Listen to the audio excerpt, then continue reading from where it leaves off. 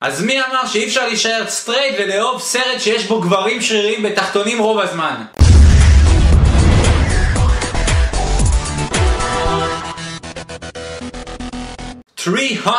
או בעברית 300. ה-300 יצא ב-2006 בביומו של זאק שניידר, שלא מזמן הביא לנו את הסרט הזוועה Man of Steel. הסרט יצא, הוא היה רק הסרט השני שהופק לגמרי על בלו או גרין סקרין, תקראו לזה איך שאתם רוצים. הסרט הראשון היה סקאי קפטן עם אנג'לינה ג'ולי. אני ממש לא אהבתי את הסרט הזה, זה שימם אותי, אף פעם לא סיימתי אותו אפילו, אבל זה היה נראה מזעזע במובן הגרוע של המילה. פה זאק שניידר עשה את זה מצוין, זה נראה ממש טוב וזה מתאים מאוד לאווירה שהוא רצה לתת לסרט שלו. ימי יוון העתיקות, ימי רומא העתיקה, זה פשוט מתאים וזה מתלבש פצצה. כל הכבוד על הבחירה הזאת, וזה מוסיף המון אפקטים קולים לסרט. אני בטוח שכולם מסכימים לזה ש300 הוא הסרט האולטימטיבי לגברים. אין גבר אחד על כדור הארץ שרואה את הסרט הזה ולא מרגיש שמדגדג לו גנים הפרימליים שלו, בגנים הברברים שלנו. אנחנו מתים על זה שמדגדגים לנו שמה. כן, לפי דעתי 300 הוא הדי הארד של הדור החדש. פשוט סרט של אדרנלין, אפשר לראות אותו כל הזמן, לא משנה מתי אתה תופס אותו, אתה יכול לשבת, לראות וליהנות. תכלס, וזה מה שהכי אהבתי ב300, זה ה-review value שיש לו.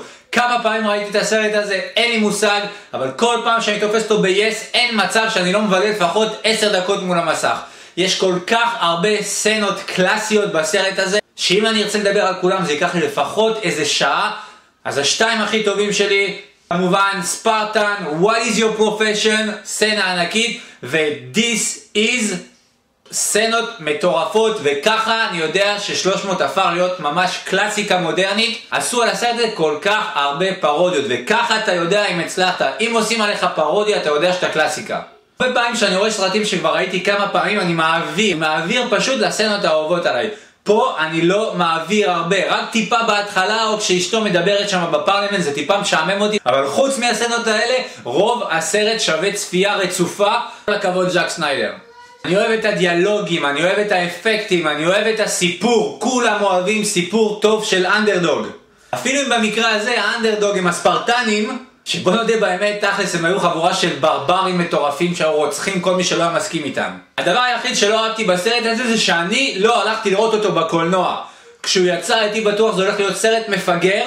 גם כשהוא יצא ב-DVD או להורדה לא ראיתי אותו, עד שאחד החבר'ה שלי אמר לי, שמע, יא דביל, אתה יושב ורואה את הסרט הזה תוך 10 דקות. הבנתי עם איזה סרט יש לי עסק, תודה רבה לירון בולדוגנה שהכרחת אותי לשבת. ואני לומד מהר מהטעויות שלי, אז אני לא אעשה את הטעות, אני מחכה כבר ל5 במרץ לראות את הסרט השני בקולנוע, שיעשו אותו בדיוק כמו הסרט הראשון, סרט מלא באדרנלין שגברים אוהבים. מגיע לנו כל כמה שנים לקבל סרט כזה. שלי, איך לא, 10 מתוך 10, אי אפשר להתווכח עם הצלחות, הסרט הזה הוא קלאסיקה.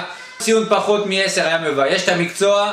כמו תמיד, שאלה לסיום, איזה סרט אתם הכי אוהבים של האנטיקה הרומנית או היוונית? שלי ספציפית גלדיאטור, חואקין פניקס דופק שם הופעה מטורפת, כל פעם שאני רואה אותו בסרט הזה אני דבוק למסך. אז ביי ביי.